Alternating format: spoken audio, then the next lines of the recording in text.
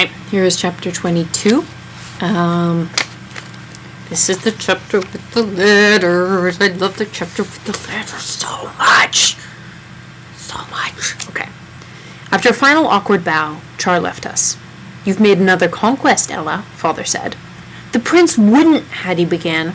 I interrupted. "I haven't made any conquests. Your mushrooms made the other one. Besides, soon the prince leaves to spend a year in Aortha."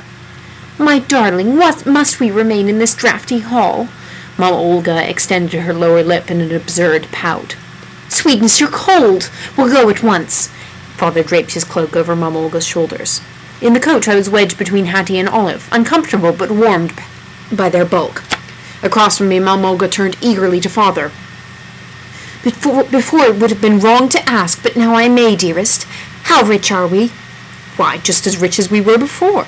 "Silly goose, did you think weddings caused our coffers to grow?" He put his arm around her shoulder. "No, dear," she pouted again.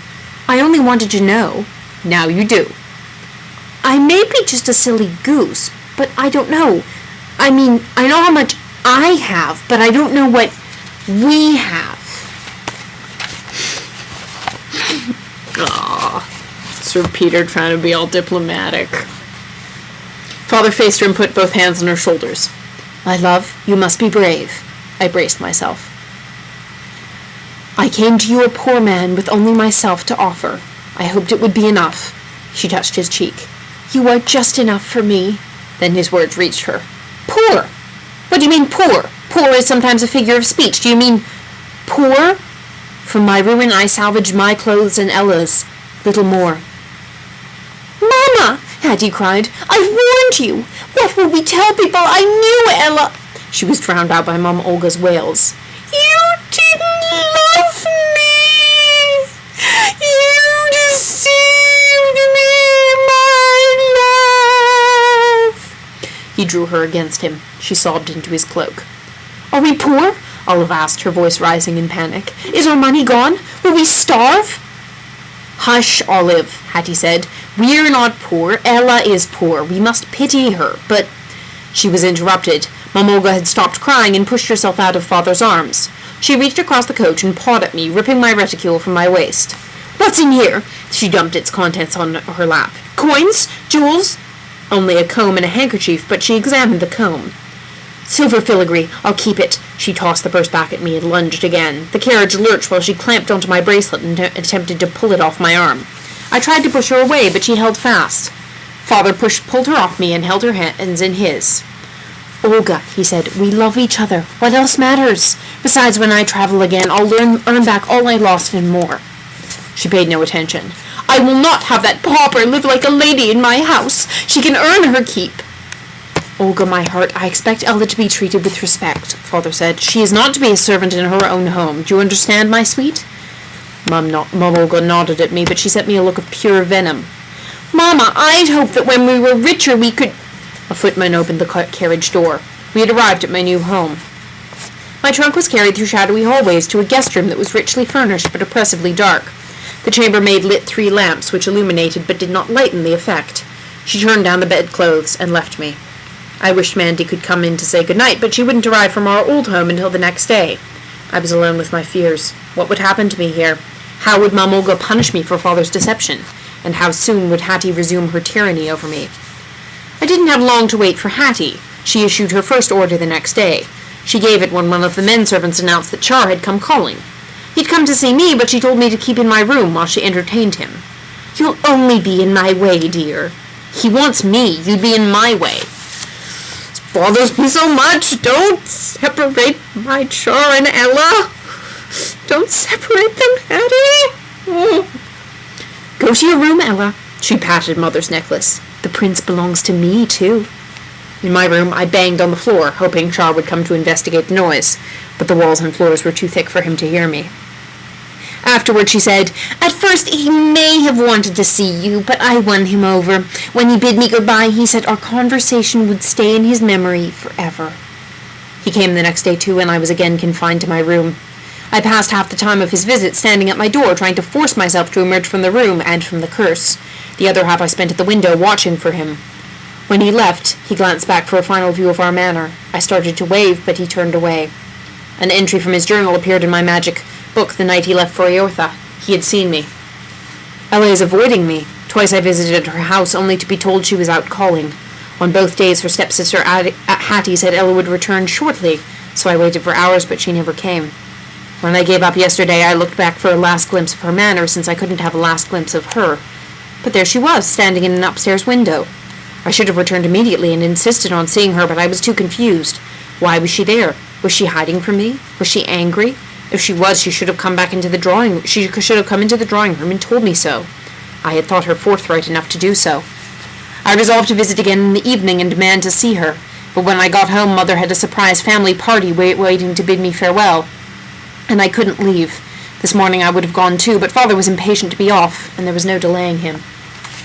Perhaps she's embarrassed about sliding down the stair rails and blames me for encouraging her. Perhaps her father and his new wife were displeased. I had wanted to tell her about the afternoon I spent flying down the stair rails at home, never noticing the gradual shredding of my breeches. That would have made her laugh. She makes me laugh so easily, I always wish to return the favor. Instead, I had to listen while Hattie chattered endlessly. I don't know how she managed to pour the words out while smiling so hard, revealing the largest teeth I have ever seen. She must be excellent at cracking nuts. This is unkind of me. Her teeth are on the large side, nothing exceptional. The younger stepsister, Olive, said little, but the little was astonishing. She wanted to know whether people had to give me their wealth if I told them to. When I asked her why I'd want to take my subjects' money, she was surprised. To become richer, she said, as though stating the obvious. All this I endured while Ella hid, and now I won't see her again for a year.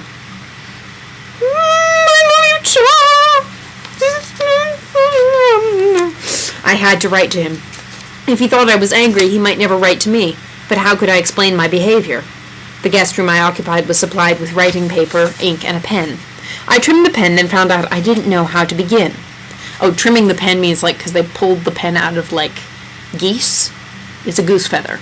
And then it becomes a goose, if you've ever tried writing with a goose feather. If you write long enough with it, it'll become frayed.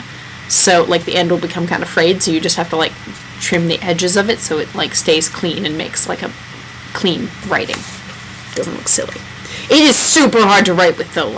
I was just expecting it, ballpoint pens are a massive advantage in that quarter, because goose pens are, it sucks to write with a goose pen. They're terrible to write with. Okay. Anyway, I could call him Char quite easily, but writing it was another matter. Dear Char looked disrespectful on the page. Dear Prince Charmant or Dear Highness seemed too formal. And how would I conclude? Yours truly and sincerely seemed stiff, while your friend seemed childish. Omitting the salutation, I began. It would be addressed to him, so there should be no mistake. I have been confined to my room. I saw you come to visit, and saw you leave. I waved, but you must not have seen. Father is vexed with me. It has nothing to do with you. He was insulted that I left the wedding early. 2 more days remain to my sentence. Now that you are gone and I can no longer hope to tell you goodbye, it is not so terrible. I hope you will still write to me, and not only about Eortha. I have many questions, most of them impertinent. When you were a boy, did you study with other children, or did you have tutors all to yourself? I suppose you were equally wonderful at all your subjects. But were you? Who took care of you when you were small? When did you discover you were a prince, and would someday be king? What did the knowledge mean to you? If my questions offend, please do not answer any of them. I went on to tell him about my years before Mother died, games with Mother and Mandy, the taste of tonic, listening to fairy stories.